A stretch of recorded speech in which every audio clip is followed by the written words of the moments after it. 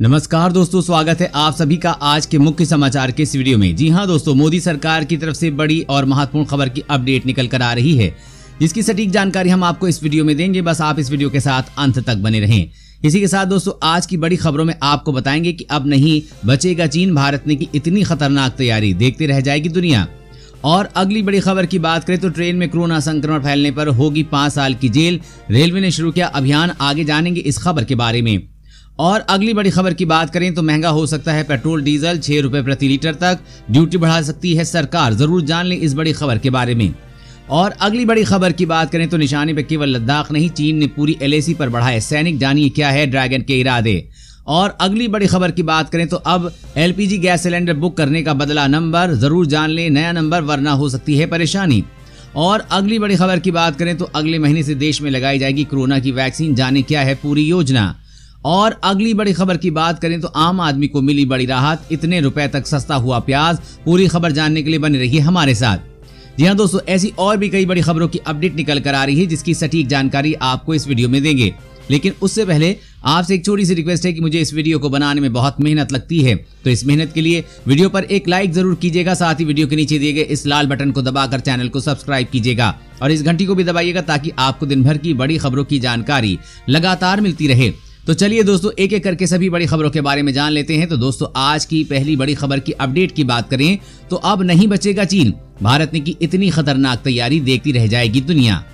जी हां, भारत और चीन के बीच सीमा विवाद के मसले को लेकर तनाव लगातार बढ़ता ही जा रहा है। दोनों देशों के बीच सैन्य स्तर पर कई बार वार्ताएं भी हुई हैं। इस पूरे विवाद का कोई हल निकल नहीं सकता। नतीजतन दोनों देशों की सेनाएं हथियार लेकर एक दूसरे के खिलाफ जंग की तैयारी में जुटी हुई हैं। सीमा पर आज जिस तरह से हालात हैं, उसे देखते हुए युद्ध की बात से इनकार नहीं किया जा सकता। भारत इस बार चीन की कोई भी मौका नहीं देना चाहता। उसने पर्याप्त मात्रा में सैनिक और हथियार के साथ और भी जरूरी सामान बॉर्डर पर पहुंचा दिए हैं, ताकि अगर ठंड में भी युद्ध की नौबत आती है तो हमारे सैनिक पीछे नहीं हटे, बल्कि एक कदम आगे बढ़कर चीन को जंग में धूल चटाने का काम करें।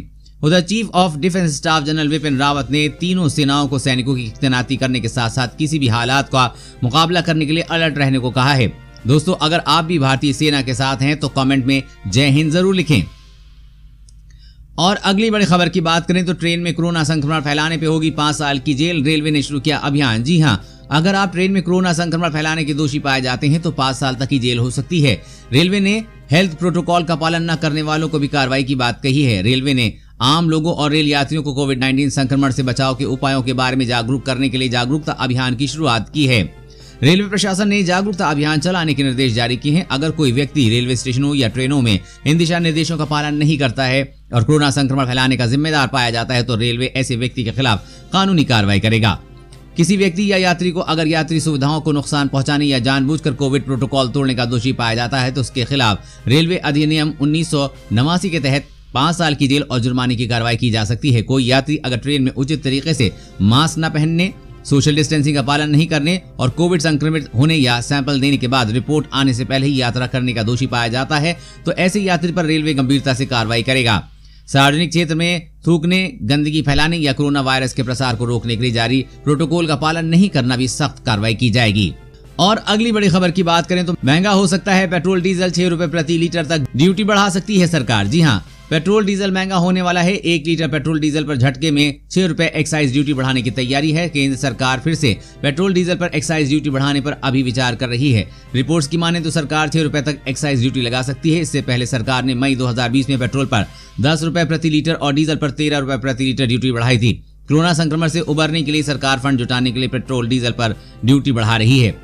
एक रिपोर्ट के मुताबिक महामारी के चलते अर्थव्यवस्था को बड़ा झटका लगा है। जल्द ही अर्थव्यवस्था को पटरी पर लाने और इस बीच हुए नुकसान को पूरा करने के लिए फंड्स की जरूरत है। साथ ही सरकार अर्थव्यवस्था में जान फूंकने के लिए तीसरे राहत पैकेज का भी ऐलान कर सकती है।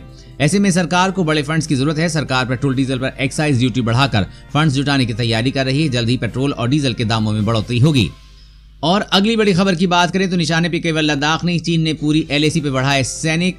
जानिए क्या है ड्रैगन के इरादे। जी हां, पूर्वी लद्दाख में अप्रैल महीने से जारी भारत चीन के बीच सीमा विवाद अभी भी समाप्त नहीं हुआ है। दोनों देशों के बीच तनावपूर्ण माहौल बना हुआ है। अब ये सामने आया है कि चीन ने सिर्फ लद्दाख में ही नहीं बल्कि वास्तविक नियंत्रण रेखा यानी कि LAC के अन्य हिस्सों में भी सैन्य उपस्थिति बढ़ाई है। पीपुल्स लिबरेशन आर्मी के वेस्टर्न थिएटर कमांडर के तहत आने वाली LAC पर चीन ने पहले ही तुलना में काफी मिलिट्री इंफ्रास्ट्रक्चर को बढ़ाया है। इंफ्रास्ट्रक्चर अपग्रेड पर नए सिरे से फोकस और तैनाती किए जाने के भारतीय अधिकारियों को संदेह होने लगा है कि ये राष्ट्रपति शी जिनपिंग के तिब्बत का चीनीकरण करने की कोशिश को भी हिस्सा हो सकता है। एक शीर्ष योजनाकार ने कहा कि हम अपेक्षा कर रहे हैं कि चीन उन्हीं जगह पर सैन्य तैनाती करेगा और इंफ्रास्ट्रक्चर बनाएगा जहां पर दोनों देश आमने सामने की स्थिति में हैं। लेकिन मामला ये नहीं है। उन्होंने कहा ये साफ तौर पर इंफ्रास्ट्रक्चर अपग्रेड के जरिए से स्वायत्त क्षेत्र के सैन्यकरण करने की कोशिश की गई है। हाल ही तिब्बत इलाके की कुछ सैटेलाइट तस्वीरें सामने आई हैं जिससे पता चला है कि चीन पूरी LAC पर सैनिकों की संख्या बढ़ा रहा है।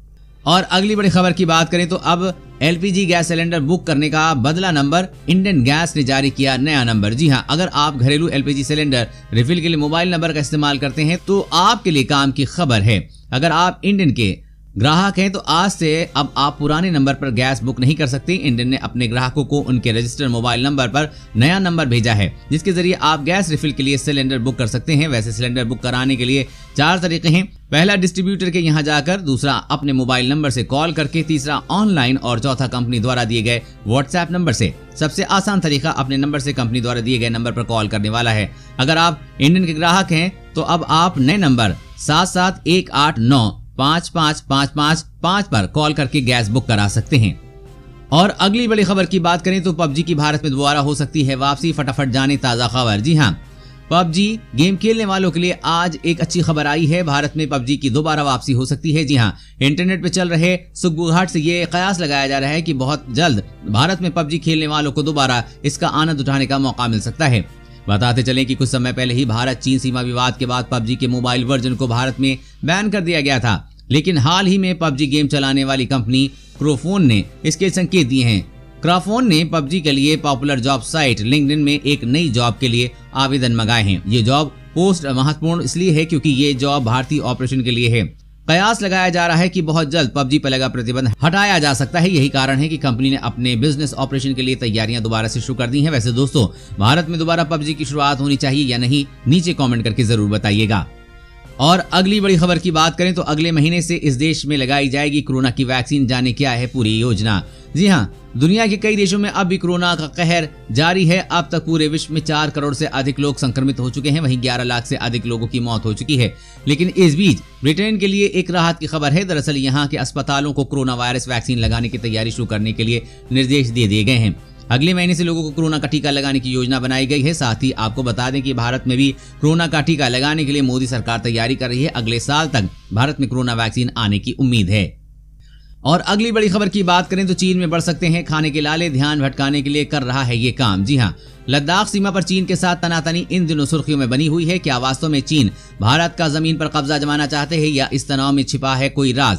सीमा पर टेंशन भारत के साथ ही जापान और ताइवान के साथ भी तनातनी देखने को मिल रही है। इंटरनेशनल मुद्दों पर नजर रखने वाले एक्सपर्ट ही माने तो हकीकत में चीन असल मुद्दे से दुनिया का ध्यान भटकाने के लिए सीमा पर तनाव का खेल खेल रहा है। असल में मुद्दे से दुनिया का ध्यान भटकाने के लिए सीमा पर तनाव का खेल खेल रहा है। असल में चीन इन दिनों बहुत बड़े खाद्य संकट से गुजर रहा है और ये संकट इतना बड़ा है कि चीन को खेती के लिए और देशों में जमीन तलाशनी पड़ रही है। एक रिपोर्ट के मुताबिक बीते कुछ सालों में चीन लगातार दुनिया भर के कई देशों के साथ लगातार खाद्यान्न सौदे कर रहा है। ज्यादातर सौदों से बड़े पैमाने पर अनाज का आदान प्रदान शामिल है। जानकारों का कहना है कि इन सौदों को करने की वजह यह है कि चीन एक बड़े खाद्य संकट से गुजर रहा है। जानकारों का यहां तक कहना है कि चीनी राष्ट्रपति शी जिनपिंग बॉर्डर पर तनाव के जरिए लोगों का ध्यान भटकाने की कोशिश कर रहे हैं।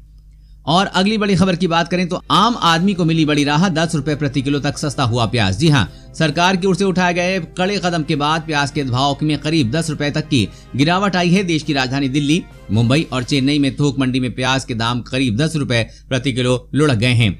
सरकार ने प्याज की जमाखोरी कर रहे लोगों के खिलाफ सख्त कदम उठाए हैं। इसके बाद ही रेट्स में गिरावट देखने को मिली है। बता दें कि इस तरह की जमाखोरी को रोकने के लिए सरकार ने ट्रेडर्स के जरिए स्टॉक लिमिट बढ़ा दी थी। आपको बता दें कि सरकार की ओर से लिमिट तय कर देने के बाद महाराष्ट्र, दिल्ली, चेन्नई और बैंगलोर में प्याज की कीमतें 5 से 10 रुपए प्रति किलो तक गिर गई हैं। साथ ही अनुमान है कि आने वाले समय में प्याज और भी सस्ता होगा। और अगली बड़ी खबर की बात करें तो 3 लाख रेहड़ी पटरी वालों को मिलेगी बड़ी सौगात। पीएम ने किया बड़ा ऐलान। जी हां, सड़क के किनारे दुकानें लगाकर अपना गुजारा करने वाले स्ट्रीट वेंडर्स की जिंदगी में अब बड़ा बदलाव आने वाला है। पीएम स्वनिधि योजना के तहत प्रधानमंत्री नरेंद्र मोदी कल 3 लाख स्ट्रीट वेंडर्स को लोन बांटेंगे। वीडियो कॉन्फ्रेंसिंग के जरिए लोन बांटने के इस कार्यक्रम के दौरान वो लाभार्थियों से बातचीत भी करेंगे। उत्तर प्रदेश सरकार को वेंडर्स की तरफ से अब तक 5,57,000 एप्लीकेशन मिल चुकी हैं, जो कि देश में सबसे ज्यादा हैं। दरअसल कोरोना वायरस महामारी के दौरान ऐसे लोगों पर सबसे ज्यादा मार पड़ी है जो सड़क किनारे रेहड़ी लगाकर अपना गुजारा करते थे। लॉकडाउन के दौरान इनका पूरा धंधा चौपट हो गया। पीएम स्वनिधि योजना के तहत सरकार इन लोगों को अपना कारोबार शुरू करने के लिए मदद करेगी। इससे रेहड़ी पटरी वाले बिना किसी देरी के अपना काम धंधा फिर से शुरू कर सकेंगे। इस योजना के तहत हर स्ट्रीट वेंडर पर 10,000 रुपए प्रति लोन ले सकता है। और अगली बड़ी खबर की बात करें तो व्हाट्सएप फ्री सर्विस खत्म। इस्तेमाल करने के लिए अब इन यूजर्स को चुकाने होंगे पैसे। जी हाँ, व्हाट्सएप जल्दी अपने बिजनेस चैट सेवाओं के लिए कंपनियों पर शुल्क लगाना शुरू कर देगा। फेसबुक के स्वामित्व वाली मैसेजिंग दिक्कत ने हाल ही में अपनी एक लॉग पोस्ट में ये जानकारी दी है। फिलहाल ऐप ने बिजनेस सर्विस की प्राइसिंग डिटेल का खुलासा नहीं किया है कि कितने रुपए लिए जाएंगे, लेकिन बिजनेस ऐप पूरी तरह से जारी रहेगा। इसी के साथ बिजनेस अकाउंट यूजर्स अपने ग्राहकों को सीधे प्रोडक्ट का कैटलॉग चैट विंडो पर दे सकेंगे। इस कैटलॉग को देखने के बाद यूजर्स को चैट के जरिए शॉपिंग का ऑप्शन भी दिया जाएगा। इसके लिए विंडो पर एक चैट बटन का ऑप्शन दिया जाएगा। दोस्तों, आज की खबरों में बस इतना ही। इसी तरह हर रोज काम की खबरें जानने के लिए आप हमेशा हमारे साथ जुड़े रहें। हमारे साथ जुड़ने के लिए वीडियो के नीचे दिए गए इस लाल बटन को दबाइए और साथ ही इस घंटी को भी दबाइए ताकि आपको हर खबर की सटीक जानकारी मिल सके। जय हिंद।